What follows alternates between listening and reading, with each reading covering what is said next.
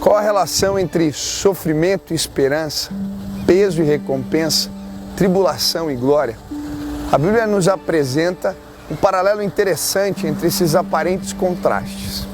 Tribulação na Bíblia significa alguém sobrecarregado, ou que carrega fardos pesados. No grego, a imagem utilizada para melhor descrever esta palavra é um homem sendo esmagado por uma pedra. Já a palavra glória, embora no Novo Testamento ela represente brilho ou luz, no Antigo Testamento ela também representa peso. Mas qual será a relação entre duas palavras aparentemente tão diferentes, mas que na Bíblia têm o mesmo significado?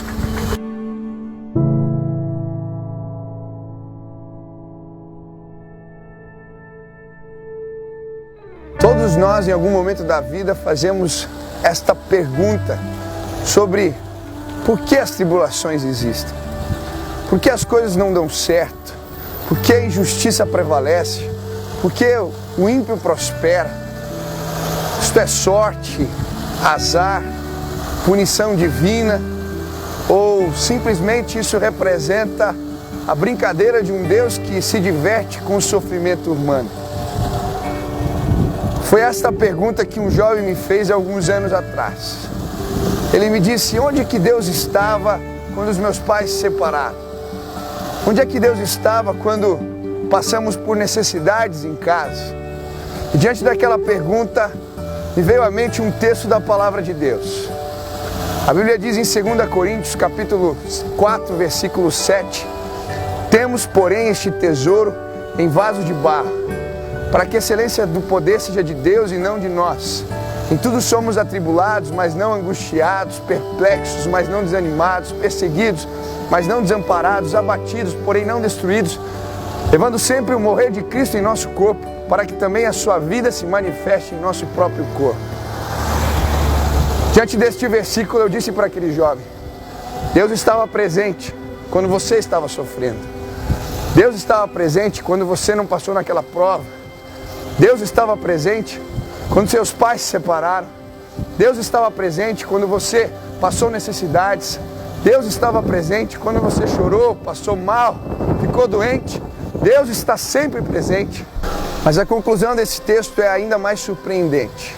O apóstolo Paulo, homem que já havia sofrido diversas tribulações, havia sido apedrejado, preso inúmeras vezes, torturado, vai dizer: as nossas leves e momentâneas tribulações produzem a nós eterno peso de glória. Preste atenção, as nossas leves e momentâneas tribulações produzem a nós eterno peso de glória.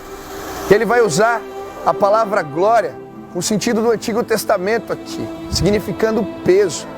Isso porque no passado os reinos antigos subiam em balanças e os seus servos lhe traziam presentes até que a balança ficasse equiparada.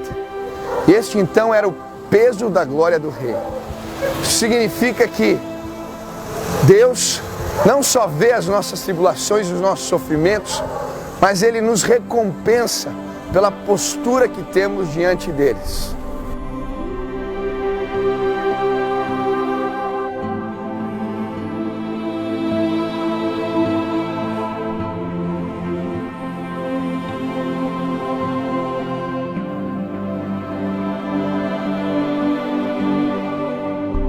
Eu creio que existe uma grande balança nos céus e cada sofrimento nosso é depositado nessa balança.